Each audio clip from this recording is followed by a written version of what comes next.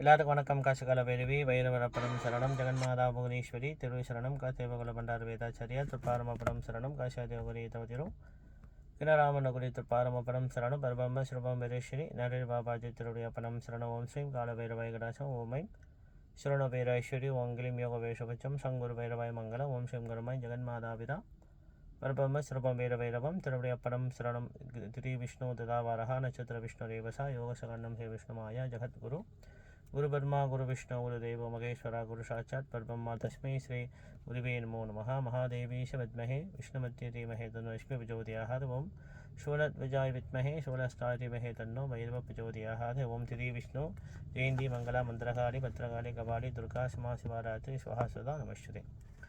இன்றைக்கி தேதி வந்து 22ஆம் தேதி 22ஆம் தேதி 6ஆம் மாதம் 2 கோசம் 2/6 அது திங்கக்கிழமை காலை மணி ஒரு 9 மணி போல ஸ்ரீ ஜெகன்மாதா ஸ்ரீ யோகமாயா ஸ்ரீ புவனேஸ்வரி தேவி காசிகால பைரவி பைரவருடைய ஆன்மீக தகவல். இந்த சதஸ் வந்து 150ஆம் சதஸ் ஆன்மீக தகவல். அது புவனேஸ்வரி பைரவ வழிபாடு பற்றி ஆன்மீக தகவல். அது ஒரு போன வாட்டி நான் வந்து இந்த சுரண பைரவருடைய மகாமந்திரம் மூல மந்திரம், அப்புறம் சுரண பைரவருடைய காயத்ரி மந்திரம், அதாவது அம்பாள் பைரவியோட காயத்ரி மந்திரமும் சுரண பைரவோட காயத்ரி 2 மந்திரமும் நான் காயத்ரி மந்திரம் சொல்லியிருந்தேன். அது வந்து எல்லா குடும்பவாசிகளும், அதாவது வழிபாடு நம்பிக்கை உள்ளவங்க அதாவது பைரவர் வழிபாடு புவனேஸ்வரி வழிபாடு நம்பிக்கை கண்டிப்பாக இந்த மந்திர ஜபங்கள் குடும்பவாசிகள் கண்டிப்பாக சொல்லணும். சன்னியாசிகள் யோகிகள் தபசிகள் அவங்களுக்கு வந்து எப்படி வேணால் அவங்க வாழலாம், அதை பற்றி நம்மளுக்கு எந்த ஒரு பிரச்சனையும் இல்லை. ஒரு குருமார்கள் கூட அவங்களுக்கு எப்படி வேணால் அவங்க இறைவன் வந்து அவர் ஆசீர்வாதம் பண்ணுவாங்க, தீட்சை பெற்றிருப்பாங்க அவங்க. ஆனால் குடும்பவாசிகள் வந்து நவக்கிரக தோஷங்கள் தப்பிக்கணும், நவக்கிரக தோஷங்கள் நம்ம தப்பிக்கணும். 2வது வந்து நம்மளுக்கு வர கஷ்டங்கள் நிவர்த்தி ஆகணும்னு சொல்லி கண்டிப்பாக எல்லாரும் இந்த சுரண பைரவர் மகாமந்திரம் மூல மந்திரம் நான் கொடுத்தேன். அப்புறம் காயத்ரி மந்திரம், சுரண பைரவருடைய காயத்ரி மந்திரம், சுரண பைரவியோட 2 மந்திரம் நான் கொடுத்துருந்தேன். அது வந்து குறிப்பாக ஞாயிற்றுக்கிழமை ராகு காலத்தில் கண்டிப்பாக செய்யணும். டெய்லி சொன்னாலும் நம்மளுக்கு ரொம்ப யோகம் தான். காலையில் ஒரு 10 முறை, மதியம் ஒரு 10 முறை, இரவு ஒரு 10 முறை கூட சொல்லலாம், ரொம்ப யோகம். இந்த ஞாயிற்றுக்கிழமை ராகு காலத்தில் செய்வது எந்த ஒரு பூஜையும் அதுக்கு வலிமை அதிகம். இப்போ எடுத்துக்காட்டு வச்சிங்களேன், துர்கா பூஜை சில பெண்கள் செய்வாங்க ஆலயத்தில் போயிட்டு. இப்போ துர்கா பூஜையை வந்து ராகு காலத்தில் செய்வது விசேஷம். இப்போ துர்கா பூஜை நீங்கள் செய்தீங்கன்னா ஒரு அம்பாளை கும்பிட்டீங்கன்னா கண்டிப்பாக அந்த அம்பாளுக்கு ஏற்ற பைரவரை கண்டிப்பாக கும்பிடணும். அப்போ வருகநாத பைரவரை நீங்கள் கும்பிடலாம். கோயிலில் கண்டிப்பாக ஒரு பைரவர் இருப்பார். அம்பாள் துர்கா விளக்கெல்லாம் ஏற்றி எலுமிச்சை பழ விளக்கெல்லாம் ஏற்றி வழிபட்டுட்டு அதன் பின் கடைசியாக அங்கே பைரவர் அந்த கோயில் இருப்பார். அவருக்கு ஒரு விளக்கு, பூசணிக்காய் விளக்கோ தேங்காய் விளக்கோ இல்லை ஏதோ இல்லைன்னா ஒரு கோயிலில் வைக்கிற குருமார்களுக்கு வைக்கிற விளக்கு கூட வாங்கி நீங்கள் ஏற்றலாம். ஆனால் மந்திர ஜபம் கண்டிப்பாக பைரவரை ஜபம் பண்ணணும். துர்காவில் வந்து நவதுர்கான்னு இருக்காங்க, 9 துர்கா. அதில் வந்து மனதுர்கான்னு ஒருத்தவங்க இருக்காங்க, ரொம்ப சக்தி உள்ள ஒரு துர்கா. அப்புறம் சூரியனி துர்கா இருக்காங்க, ரொம்ப அற்புதமான ஒரு திவ்யம். அவங்களாம் கேட்ட பலனை உடனே கொடுவாங்க. நம்பிக்கை பக்தி இருக்கும். நம்ம அந்த மந்திரத்தை தீட்சை எடுத்து இல்லைன்னா காயத்ரி மந்திரம் சொன்னாலே நம்மளுக்கு நல்ல வேலை செய்யும். சரி, இப்போ வந்து இந்த ஜாதக குறிப்பில் வந்து நான் ஏற்கனவே சொல்லியிருந்தேன், 6ஆம் மாதம் வரைக்கும் தான் இந்த பிரச்சனைகள் கொஞ்சம் கொஞ்சம் இருக்கும். அதுக்கு பிறகு பூலோகம் சுபிட்சம். இப்போ ஏன்னா குரு பகவான் 5ஆம் மாதம் 21ஆம் தேதி கடகராசிக்கு வந்து அமர்ந்துருவார், பயிற்சிமாயிருப்பார். பயிற்சி மாறின பிறகு இந்த பூலோக இந்த சண்டைகள் சச்சரவுலாம் குறைஞ்சி மக்களுக்கு கொஞ்சம் நிம்மதி பெருமூச்சு விடுவாங்க. அதனால் இந்த ஆண்டு எந்த ஒரு பிரச்சனையும் நம்மளுக்கு இல்லை, நல்லா இருக்குது. பூலோக ஜாதகம் ரொம்ப நல்லா. பரப வருஷம் கொஞ்சம் முன்ன ஆதாயம் கொஞ்சம் குறைவாக இருந்தாலும் விரயம் அதிகமாக இருந்தாலும் ஆனால் மக்கள் நல்லா இருப்பாங்க, ஒன்றும் பிரச்சனை ஒன்றும் இல்லை. என்னோட கணிப்பு, என்னோட பூலோக கணிப்பு. ஆனால் இது வந்து இந்த ஜோதிடம் நல்லா படித்த குருமார்களுக்கு வந்து எப்பயுமே அந்த பூலோக ஜாதகம் தெரியும். நான் சொன்ன மாதிரி என்னென்ன பிரச்சனை வந்தது எல்லாம் பூலோக ஜாதகம் நடந்தது. அதே மாதிரி 6ஆம் மாதம் இந்த பெரிய பெரிய சண்டைகள் குறையும் சொன்னால் அதே மாதிரி ஒரு சண்டை ஒரு ஒப்பந்தத்துக்கு வந்துடுது. பெரிய பெரிய நாட்டில் உள்ள பெரிய பெரிய அரசியல்வாதிகள் தலைவர்கள் வந்து ஒரு கையெழுத்து போட்டு சண்டைகள் நிறுத்தப்படும், கடலில் நடக்கிற சண்டைகள் நிறுத்தப்படும். நான் சொல்லியிருந்தாலும் 6ஆம் மாதம் குரு மாறின பிறகு சண்டை நிற்கும், பயப்பட வேணாம், பூலோகம் நல்லாயிருக்கும். ஆனால் தங்க விலை இனிமேல் குறையும், கொஞ்சம் தான் குறையும், ரொம்ப குறையாது, கொஞ்சம் குறைஞ்சி திருப்பியும் ஏறும். அது திருப்பியும் ஏறும். அது வந்து எனக்கு தெரிஞ்ச ஒரு பெரிய ஒரு வித்வான் இருக்கார், அது வந்து பேர் சொல்லணும், தனிமையான நம்ம கண்டிப்பாக பாராட்டணும். சரவண சோமசுந்தர்னு ஒருத்தர் இருக்கார், இந்தியாவில் பெரிய ஜோதிடர். அவர் நான் பார்த்ததில்ல பேசுகிறேன்னா யூடியூப்பில் நான் பார்த்துருக்கேன். அவர் கணிக்கிற அந்த ஷேர் மார்க்கெட் ஒரு ஜோதிடம் துல்லியமாக இருக்கும். அவர் நிறைய பேர் ஜோதிடம் படிக்கிறாங்க. இப்போ ஊருக்கு யாராவது போனீங்கன்னா அவர்கிட்ட போய் நீங்கள் படிக்கலாம், ரொம்ப நல்லா சொல்லிக் கொடுப்பார். ஆனால் எனக்கு ஒரு பழக்கம் இல்லை, திருப்பி சொல்கிறேன், எனக்கு பழக்கம் இல்லை, நான் நேராக பார்த்ததும் இல்லை, பேசுறதும் இல்லை. அவரோட கணிப்பு துல்லியமாக இருக்கும். நான் வந்து யூடியூப்பில் பார்த்துருக்கேன், அவரோட கணிப்பு ரொம்ப துல்லியமாக இருக்கும். அவருடைய அந்த கணிப்பில் அந்த ஷேர் மார்க்கெட், தங்க விலை, அப்புறம் வந்து இந்த விளையாட்டு போட்டிகள், இதெல்லாம் துல்லியமாக கணிப்பார். அதெல்லாம் வந்து ஒரு ஜோதிடத்தை படிக்க படிக்க அந்த அந்த திறமை வரும், எல்லாத்துக்கும் அது வரும். இப்போ நான் கூட இருக்கேன், ஓரளவு நான் படிக்கிறேன்னு வச்சுக்கலேன், நிறைய ஆராய்ச்சி பண்ணப்போ நம்மளுக்கு ஒரு விஷயங்கள் இரவு நம்மளுக்கு உணர்த்துவார். அதுதான் ஜோதிட வல்லுநராக ஆகுறது. சரி, இப்போ வந்து நம்மளுக்கு அடுத்தது கொஞ்சம் கவனமாக இருப்பது வந்து 2030-31 அந்த அந்த ஒரு வருஷ காலகட்டத்தில் சிறிய பிரளயங்கள் கொஞ்சம் இருக்குது. ஆனால் அதுக்குள்ளே மக்கள் கொஞ்சம் முழிச்சுக்குவாங்க. ஏன்னா காலச்சக்கரத்துக்கு அதிபதி கால பைரவரை வந்து எல்லாரும் கும்பிடும் போது கண்டிப்பாக அந்த சக்தி நம்மளை அதுக்காக மற்ற தெய்வத்தை கும்பிட்டு நம்மளை காப்பாற்றுவாங்க மாட்டாங்களான்னு அப்படி நினைக்காதீங்க. எல்லா தெய்வத்தையும் கும்பிடுங்க. ஆனால் பிருகுத் மகா ஜாதகம் என்ற ஒரு பெரிய ஜோதிட நூலில் காலச்சக்கரத்து அதிபதி கால பைரவரை எல்லாரும் வழிபாடு செய்யணும்னு ஒரு குறிப்பு இருக்குது. காரணம், நாட்டில் பூலோகம் நடக்கிற பிரளயங்கள் குறையும் சொல்லி. அதுக்காக சில பேர் வந்து அம்பாள் நல்லா கும்பிடுவாங்க, சில பேர் சிவனை நல்லா கும்பிடுவாங்க, முருகன் அவங்களாம் காப்பாற்ற மாட்டாங்கன்னு அப்படி சொல்லாதீங்க. அவங்களும் ஒரு சக்தி, மகாசக்தி தான். நான் என்ன சொன்னேன், கடைசியாக பைரவரை சேர்த்துக்கொள்ளணும். எந்த ஒரு வழிபாடு பண்ணாலும் கடைசியாக காலச்சக்கர அதிபதி கால பைரவரை நீங்கள் கண்டிப்பாக சேர்க்கணும். ஆதி மூலம் பரபிரம்மம் என்பது கால பைரவர் தான். அதுக்காக அவரை ப்ரொமோட் பண்ணி நினைக்காதீங்க. நான் எந்த பைரவ கோயிலையும் வேலை செய்யலை, எந்த ஒரு பைரவருக்கு பூச்சிங்க வழக்கம் நான் எந்த கோயிலையும் விற்கலை. நான் வந்து வழிபாடுகள் கரெக்டாக செஞ்சு நல்லா வாங்க தான் என்னோடய ஆசை. நான் ஒரு எடுத்துக்காட்டு, எனக்கு போன வருஷம் ஆரம்பித்தேன் டிக்டாக்கில் பேச, டிபியில். இப்போ நிறைய விஷயங்கள் நான் சொல்லிட்டு வரேன், அதை எல்லோரும் கேட்டு நிறைய பேர் பலன் பார்க்குறாங்க. ஆனால் நம்பிக்கையில்லாதவங்க விட்டுத்துலங்க, அது முக்கியம் நம்மளுக்கு. சரி, இப்போ வந்து கிரீம் நம சிவாய பைரவ சிவம் 2030-31 இந்த ஒரு வருஷம் காலகட்டத்தை முன்னிட்டு இந்த ஆன்மீக சதஸை வந்து கேட்குற ஃபேஸ்புக்லேயும் டிவியில் எல்லாத்துலேயும் வந்து குருமார்கள் கேட்டிங்கன்னா, உங்களோட ஆலயத்தில் தயவுசெய்து பைரவருக்கு உள்ள மாதத்துக்கு ஒரு முறை இந்த தீபஷ்டமி யாகம், அமாவாசை யாகம், பூமி நலனுக்காக மக்கள் நல்லா கண்டிப்பாக செய்யுங்க. ஏன்னா அதுதான் மக்களை காப்பாற்றும். யாக புகை மட்டும்தான் அட்மாஸ்பியராகவே வளர வைக்கிது சொல்லி நான் சொல்ல ஆன்மீக ஆராய்ச்சியாளர்கள் சொல்கிறாங்க. ஒரு விஷயம், உண்மையான விஷயம் நடந்தது இந்தியாவில். இது வந்து நீங்கள் இதில் கூட நீங்கள் பார்த்தா கூட தெரியும். அந்த எந்த ஒரு வெப்சைட் நான் காமிக்கிறேன். இந்தியாவில் வந்து ஒரு கிராமத்தில் வந்து ஒரு கம்பெனி கட்டுவாங்க, ஒரு தொழிற்சாலை கட்டி விஷப்புகை வந்து அந்த கம்பெனியில் வந்து வெளியாகிட்டு இருக்கும். இப்போ வெளியாகிட்டு இருக்கும்போது அந்த கிராமத்தில் மக்கள் வந்து சில பேருக்கு வந்து நோய்கள் தாக்கப்பட்டு ரொம்ப கொஞ்சம் பிரச்சனைகள் உள்ளாவாங்க. குடும்பங்கள்லாம் வந்து கொஞ்சம் பிரச்சனை உள்ளாகும். ஆனால் ஒரே வீட்டில் மட்டும் எந்த ஒரு பாதிப்பு இல்லாமல் இருக்கும், எந்த ஒரு எஃபெக்ட் இல்லாமல் இருக்கும். அதை ஆராய்ச்சி பண்ணி பார்க்கும்போது, அங்கே உள்ள ஆராய்ச்சியாளர்கள் வந்து ஆராய்ச்சி பண்ணி பார்க்கும்போது, அந்த வீட்டில் உள்ள ஒரு குருக்கள் வீடு, அவர் என்ன செய்வார், நித்திய பிரகாரம் ஹோமம் செய்வாராம். ஏதோ ஒரு தெய்வத்துக்குள்ளே, இது எந்த தெய்வ ஹோமம் செய்வார் தெரியாது. ஆனால் அந்த ஆராய்ச்சியாளர்கள் கண்டுபிடிச்ச விஷயம் என்னென்னா, அவர் செய்த ஹோமத்தோட வைப்ரேஷன் அவர் குடும்பத்தில் யாரும் எந்த ஒரு தாக்குதலும் பண்ணலை. அப்போ பாருங்கள், ஹோமத்தோட புகை, ஹோமத்தோட மந்திர சக்தி ஒரு மனிதனை எப்படி ஒரு பாதுகாப்பு கொடுக்குது. ஆனால் மலைச்சால மக்கள் பாதி பேர், சில பேர் வந்து ஹோம புகையை கண்டால் மந்திரம் பண்ணுறாங்க, மாயம் பண்ணுறேன்னு சொல்கிறாங்க. அந்த ஹோமத்தோட அந்த புகை, அந்த குச்சி, அந்த நெய், அந்த மூலிகை பொருட்கள் சொல்கிற மந்திரங்கள் வந்து அந்த வைப்ரேஷன் வந்து உலகத்தில் வெளியே உள்ள அட்மாஸ்பியராகவே வந்து வளர வைக்குது சாஸ்திரங்கள் சொல்லுது. ரெண்டாவது வந்து ஆன்மீக ஆராய்ச்சியாளர்கள் இது கண்டுபிடிச்சு சொல்லியிருக்காங்க. அதுக்கு பிறகு அந்த கம்பெனியை நிப்பாட்டிட்டு அந்த கிராமத்தில் வந்து எல்லோரும் இப்போ அந்த கம்பெனியை நிப்பாட்டி இப்போ நல்லா இருக்காங்க. ஆனால் ஏன் அந்த வீட்டில் மட்டும் எந்த ஒரு பாதிப்பு இல்லைன்னு ஆராய்ச்சி பண்ணி பார்க்கும்போது, அந்த வீடோட ஓனர் வந்து குருக்கள், வேதம் படித்த குருக்கள். அது வந்து நித்திய பிரகாரம் சின்ன அக்னிகுண்டம் போட்டு யாகம் பண்ணிக்கிட்டே இருப்பார். நித்திய பிரகாரம் ஒரு 1/2 மணி நேரம் செய்வாராம்.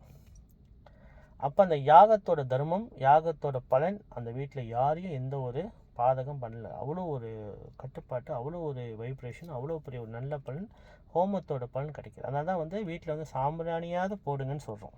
சாம்பிராணின்னு வந்து சின்ன வழியாக செய்கிற ஹோமம், தீபம் சின்ன வழியாக செய்கிற ஹோமம், பெரிய அளவாக செய்கிறது வந்து அக்னிகுண்டம். அக்னிகுண்டம் போட்டு அது இரும்பில் செய்யலாம், இல்லை வெங்கலத்தில் செய்யலாம், இல்லை கல் கட்டி செய்யலாம். வசதிக்கேற்று எப்படி வேணால் செய்யலாம். ஆனால் செய்வது விசேஷம். ஹோம தர்மம் பூலோகத்தில் குறையக்கூடாது. நான் இன்றைக்கி சொல்கிறேன். இன்றைக்கி வந்து ஹோமத்தில் பேர் குறைக்கிறாங்க. ஆலயத்தில் கூட சில ஆலயங்கள் ஹோமமே செய்ய மாட்டாங்க. யாகசாலைன்னு ஒரு யாகசாலை இப்போ கோயிலில் முக்கியத்துவம் கொடுத்து செய்வதே இல்லை. மொழி பார்த்தா எல்லா கோயிலும் யாகம் செய்யணும், யாக தர்மம் நடக்கணும், நித்திய பிரகாரம் யாகம் செய்யணும். கோயிலில் அக்னிகுண்டமான யாகசாலை இருக்கணும். இப்போ பெரிய பெரிய கோயிலில் நான் பேர் சொல்ல விரும்பலை. பெரிய கோயிலில் யாகசாலைன்னு ஒன்று இல்லை. யாகசாலைன்னு ஒன்று இல்லை. யாகம் வருஷத்துக்கு ஒரு முறை செய்கிறாங்க, அவ்வளோ போதும். வருஷத்துக்கு முறை சாப்பிட்டா போதுமா நம்ம? அப்போ எல்லாரும் செய்யணும், வருஷத்துக்கு ஒரு முறை சாப்பிட்டா போதும், டெய்லி சாப்பிட வேணாம். சுவாமிக்கு அபிஷேகம் பண்ணுறது செய்யுங்க. சுவாமிக்கு அபிஷேகம் பண்ணி செய்யுங்க. சுவாமிக்கு ரொம்ப முக்கியத்துவம், பூலோகத்துக்கு ரொம்ப முக்கியத்துவம், இயற்கைக்கு ரொம்ப முக்கியத்துவம் ஹோமம் தானே. அதை வந்து ஏன் ஒரு சின்ன கோயில் பால வருமானம் இல்லாத கோயில் பாலில் நிர்வாகம் கஷ்டம், வருமானம் இல்லாமல் செய்ய முடியாது. பெரிய பெரிய கோயிலில் செய்யலாமே.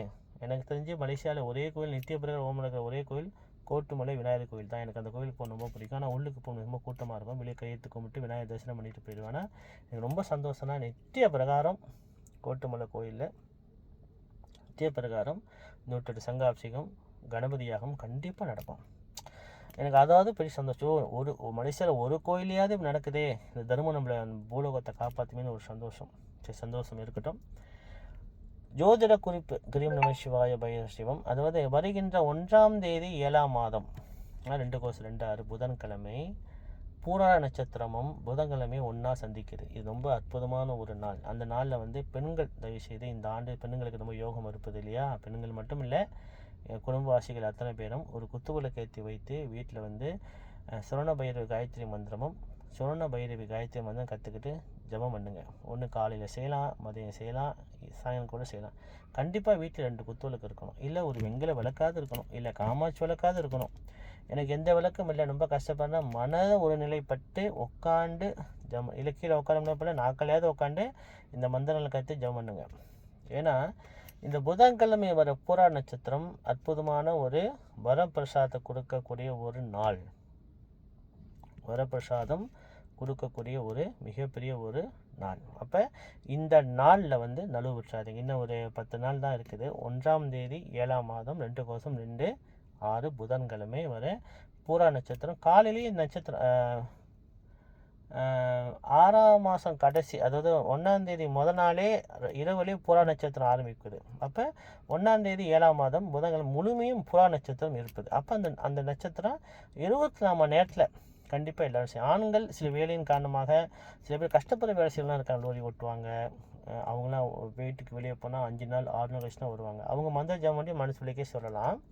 வீட்டில் உள்ள பெண்கள் தயவு செய்து தாய்மார்கள் உட்காந்து இந்த காயத்ரி மந்திரங்கள் கண்டிப்பாக நீங்கள் சொல்லுங்கள்.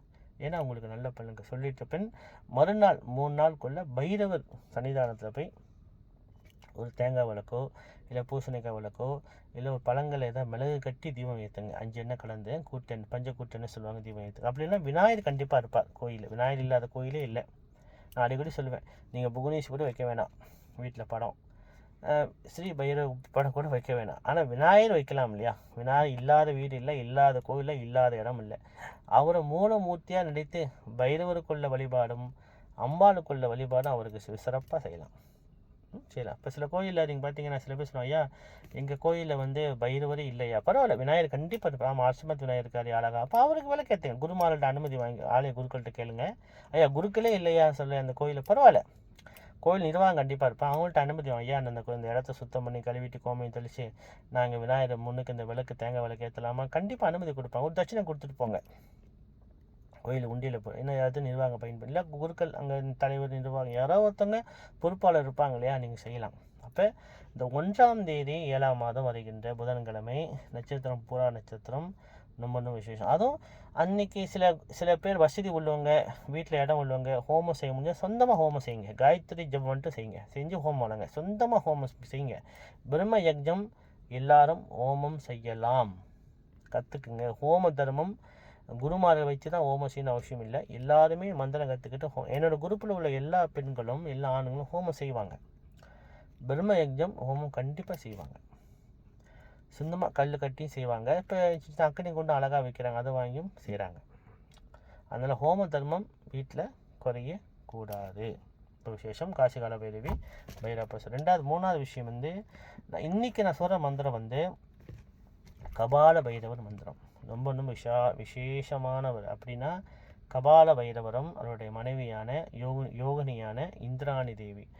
இந்த 12 வயதுக்கு மேலே உள்ள பெண்கள் பிள்ளையும் ஆண்கள் பிள்ளைகளும் கண்டிப்பாக இந்த மந்திரத்தை ஜபம் பண்ணியே ஆகணும்.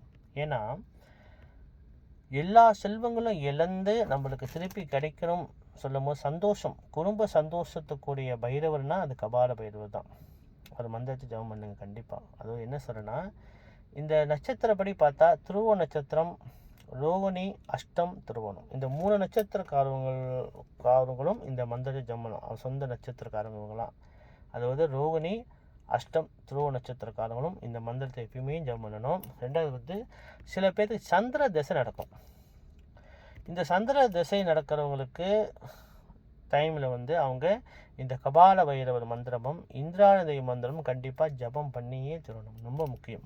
இப்போ எடுத்துக்காட்டு வச்சுங்களேன், கபால பைரவர் மந்திரம் ஓம் காலதண்டாய வித்மஹே வஜ்ர வீராய தீமஹே தன்னோ கபால பைரவர் பிரஜோதியாது. அவர் மனைவியான இந்திராணி தேவி ஓம் கஜத் பஜாய வித்மஹே வஜ்ர அஷ்டாய தீமஹே தன்னோ இந்திராணி பிரஜோதியாது. இந்த மந்திரத்தை நம்மட்டிங்க ஒரு குடும்பத்தில் வந்து ஒரு அம்மா எனக்கு கால் பண்ணி ஒரு 3 வருஷம் முன்னுக்கும் நினைக்கிறேன், ஐயா என் வீட்டில் ஒரே மன கசப்பாக இருக்குது, என் கணவருக்கு எனக்கும் மனவர்த்தி வேதனையாகவே இருக்குது.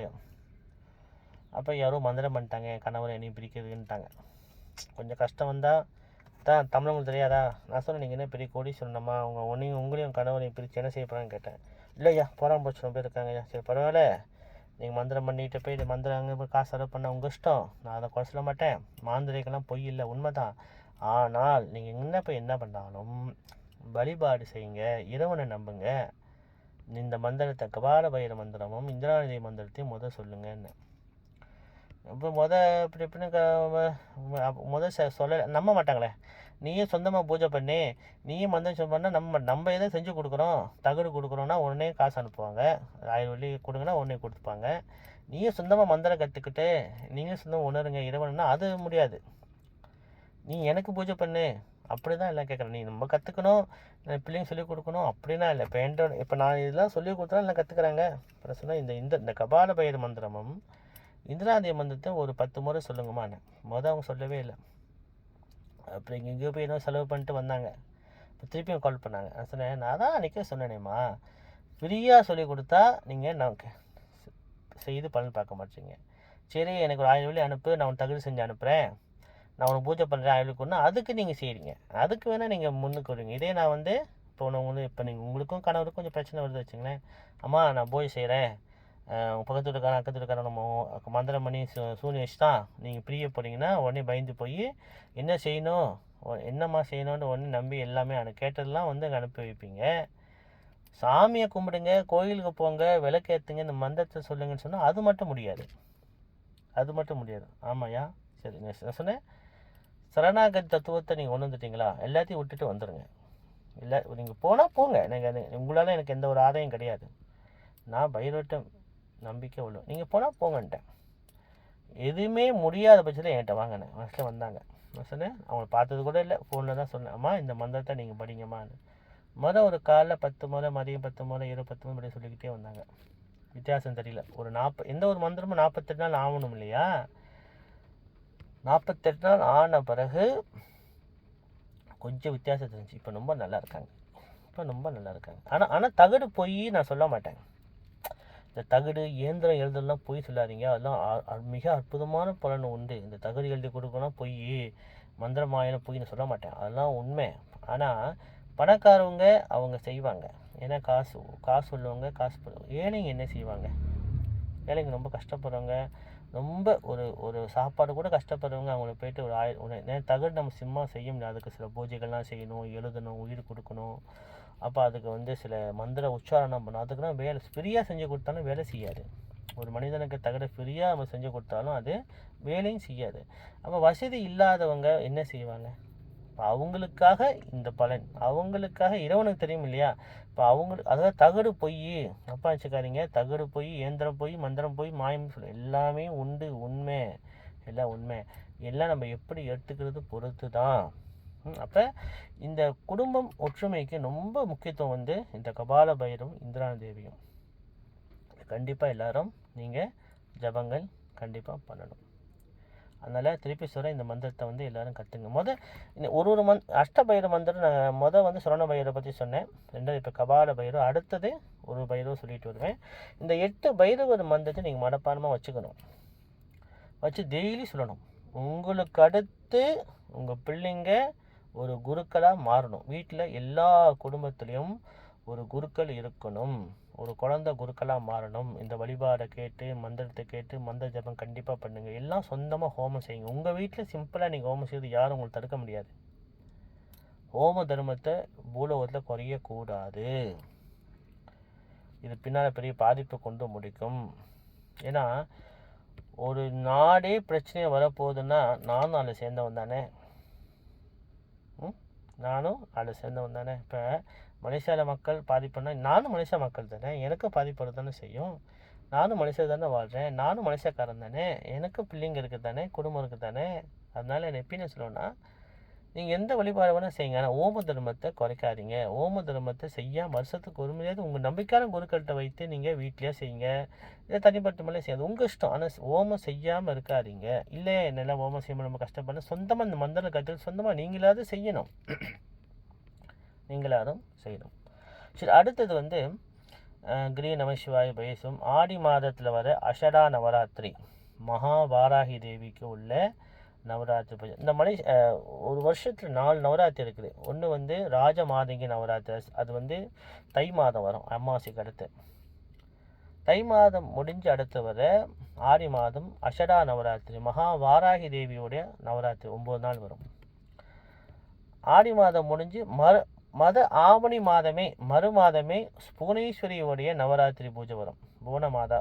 அது வந்து ரகசியமாக இந்த புவனேஸ்வரி உபாசகர் பற்றவங்க ரகசியமாக அது 9 புவனேஸ்வரி இருக்குது. அது நவராத்திரி. அது வந்து நான் வெளியே சொல்லி கொடுப்பதாக இல்லை. ஏன்னா பைரவரை பூஜை கொண்டு வரதுக்கு பாடுபட்டேன். இல்லை புவனேஸ்வரி அம்பாவை பற்றி சொல்லி அவங்க நவராத்திரி பற்றி சொல்லி அதை பற்றி அது எங்கேயோ போயிடும், டைம் இல்லை எனக்கு. புவனேஸ்வரி ஜெயந்தி வந்து ஆவணி மாதத்தில் வர பௌர்ணமிக்கு அடுத்து வர திருவோண நட்சத்திரம் உத்திரா நட்சத்திரம் என்றைக்கு சந்திக்குதோ அதுதான் புவனேஸ்வரி ஜெயந்தி. அதாவது எனக்கு தெரிஞ்சு எப்பயுமே ஆவணி மாதத்தில் வர பௌர்ணமி முடிஞ்சு வர இப்போ திருவோண நட்சத்திரம் வருது பார்த்தீங்களா, அது முன்ன பின்ன வரும். திருவோணம் தான் புவனேஸ்வரி ஜெயந்தி. திருவோண நட்சத்திரம் ஏன்னா ஓணம் பண்டிகை மறுநாள் தான், ஓணம் பண்டிகை தான் புவனேஸ்வரி ஜெயந்தி. அது புவனேஸ்வரியை கை வைத்து அதுக்கு 9 நாள் முன்னுக்கு 9 புவனேஸ்வரி அம்பாள் இருக்காங்க. அந்த 9 நவராத்திரி மாதிரி வரும். புவனேஸ்வரி ஜெயந்தின்ட்டு 9 புவன நவராத்திரி பூஜைன்னு சொல்லி வரும். ரொம்ப முக்கியமான பூஜை புவனேஸ்வரி பூஜை. அதுக்கு அடுத்து வருது புரட்டாசி மாதம் வர சாரதா நவராத்திரி. அதுதான் எல்லா கோயிலையும் கொண்டாடுவாங்க, அதனால் நான் என்ன சொல்கிறேன்னா, இதெல்லாம் நீங்கள் தெரிஞ்சு வச்சுக்கணும். இதை நீங்கள் தெரிஞ்சு வச்சுக்கிட்டிங்கன்னா இந்த பூஜை விசேஷமாக செய்யலாம். அதே மாதிரி இந்த வாராகி தேவியோடைய காயத்ரி மந்திரம் ஏற்கனவே நான் சொல்லி கொடுத்துருந்தேன். ஓம் கிரீம் நமோ பகவதே மகேஸ்வரி வித்மகே ஏகி பரமேஸ்வரி தீமகே தன்னோ சுரணமகா வாராகி பிரஜோதியா. இதுதான் குடும்பவாசிகள் சொல்ல வேண்டிய மகாவாராகி காயத்ரி மந்திரம். வாராகி தேவி ரொம்ப அற்புதமான தேவி, கேட்ட பலனை உடனே கொடுக்கும். ஆனால் அவங்கள்ட்ட பொய் பித்தலாட்டம் இருக்கக்கூடாது. வாராகி கும்பிட்றவங்களும் சரி, வாராகி உபாசனும் சரி, பொய் சொல்கிறது, ஏமாத்துறது, நம்பிக்கை துரோகம் பண்ணுறது, எந்த ஒரு குருக்குட்டியும் விளையாடவும் கூடாது, நம்பிக்கை துரோகம் பண்ணவே கூடாது. அது வாராகி இந்த புவனேஸ்வரி கும்பிட்றவங்களுக்கு வந்து 2 பிளாக் கேட்ஸ் வருமா தேவி. ஒன்று ராஜ மாதங்கி, 2 மகாவாராகி. இவங்க தளபதி. இவங்க புவனேஸ்வரி அம்பாளை கும்பிட்றவங்களும் சரி, எந்த ஒரு தேவி கும்பிட்ற ரகசியமாக அவங்க பிளாக் கேட்ஸ் இருப்பாங்க. அதனால் இந்த உபாசனை பெற்றவங்க இந்த குருமார்கள்ட்ட வந்து பொய் சொல்லக்கூடாதுன்னு சொல்லுவாங்க, ஏமாற்றக்கூடாதுன்னு சொல்லுவாங்க.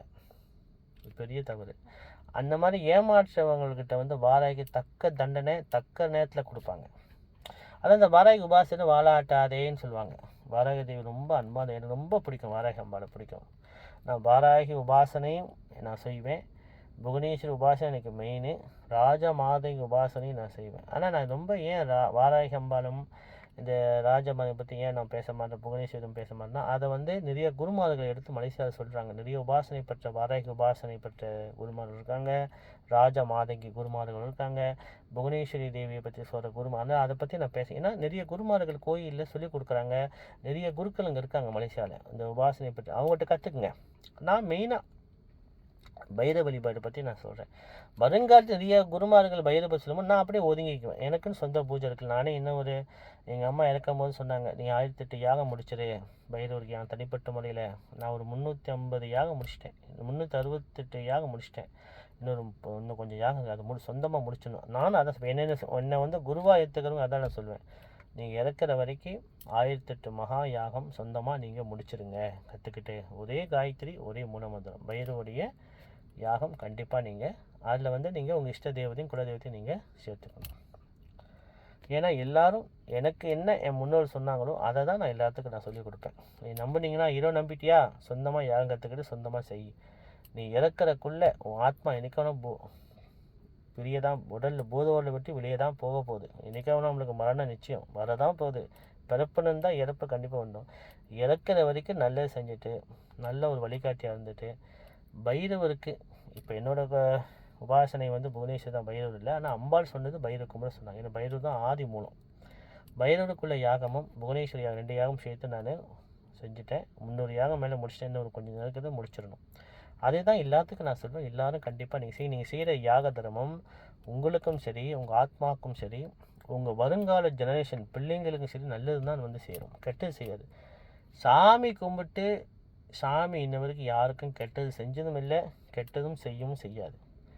நம்ம கஷ்டப்பட நம்ம கர்மா, நம்ம கஷ்டப்படுறோமா அது நம்மளோட கர்மா, அதுதான் விதி. அதனால் இந்த வருகின்ற 1ஆம் தேதி 7ஆம் மாதம் நடுவிட வேணால் மகாலட்சுமி பூஜை, புவனேஸ்வரி பூஜை, சுவர்ண பைரவ பூஜை செய்யுங்க. அப்படி எனக்கு இந்த பூஜை தரலாம் விநாயகரையாவது கும்பிடுங்களேன், நல்லா இருப்பீங்க. விநாயகர் எங்கே வேணால் எப்படி வேணால் கும்பிடலாம், லகுவாக கும்பிடலாம்.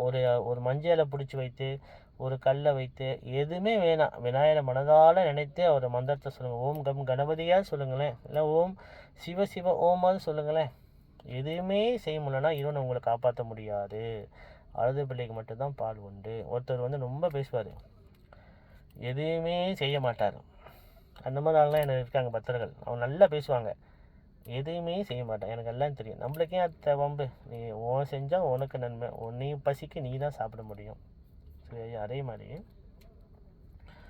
அடுத்தது நவராத்திரி, சாரடா நவராத்திரி, அசடா நவராத்திரி, மகாவாராகியோடைய அது வந்து எந்தெந்த அம்பாள் கோயிலில் நவராத்திரி கொண்டு போய் கலந்துக்குங்க. இந்த வாராகி அம்பாள் ரொம்ப அன்பான தேவி. ஆனால் வீட்டில் வந்து புவனேஸ்வரி படம் இருந்தால் போதும், பெரிய வாராகி படம் வேணாம். அது குடும்பாசிகளுக்கு ஒத்து வராது. ஏன்னா வாராகி கும்புறவங்க வந்து கோவப்படவே கூடாது. வீட்டில் நான் சொல்லுவேன், ஒரு அழகான புவனேஸ்வரி, ஒரு விஜய் பைரவர், விநாயகர், 3 படம் போதும். ரொம்ப படம் வேணாம் தான் சொல்லுவேன். இல்லை நான் நிறைய படம் வச்சுக்கணும், உங்கள் இஷ்டம். எல்லா படமும் வச்சுக்கோங்க. எல்லா படத்துக்கும் விளக்கேற்றுங்க. எல்லா படத்துக்கும் நீங்கள் பூஜை பண்ணி தான் ஆகணும். சும்மா ஒரு படத்தை வச்சுருந்தாலும் இல்லை, அழகுக்கு ஹாலில் போய் வச்சுக்கோங்க, பிரச்சனை இல்லை. கண்ணாடி பாக்ஸில் அழகுக்கு வைங்க, தப்பு இல்லை. இன்னைக்குள்ள ஆன்மீக தகவல் நம்ம வந்து 150 சதஸ். இது வந்து கபால பைரவர் மந்திரத்தமும் இந்திராணி தேவி மந்திரத்தையும் நான் சொல்கிறேன். இது வந்து பெண்கள், ஆண் பிள்ளை பெண் கண்டிப்பாக சொல்லணும். அதுவும் குடும்பவாசிகள் கல்யாணம் பண்ண பெண் கண்டிப்பாக சொல்லணும். முக லட்சணம் ஒன்று வரும் பார்த்தீங்களா, பிரம்ம யஜ்ஞம், பிரம்ம ஞானம் சொல்லுவாங்க, பிரம்ம லட்சணம் சொல்லுவாங்க. அது வந்து இந்த மந்திரத்தை சொல்ல சொல்ல அந்த முகத்தில் அந்த கலை வரும். அது பெண்களுக்கு ரொம்ப முக்கியத்துவம். அதுவும் கல்யாணம் முடிக்காத பெண்கள் 12 வயசுல சொல்லணும். பிரம்ம யஜ்ஞம், பிரம்ம ஞானம் கண்டிப்பாக வரணும். இல்லைன்னா அவங்க வாழ்க்கையில் வந்து எதுவுமே ஒரு சுலபமாக அனுபவிக்க முடியாது. அதுக்கு ரொம்ப முக்கியத்துவமான மந்திரம் கபால பைரவம், இந்திராணி தேவியம். ஜெகன்மாதா யோகமாய ஸ்ரீ புவனேஸ்வரி தேவி, காசிகால பைரவி, பைரவப்படம் சரணம். ஓம் கிரீம் நம சிவாய பைரவ சிவம்.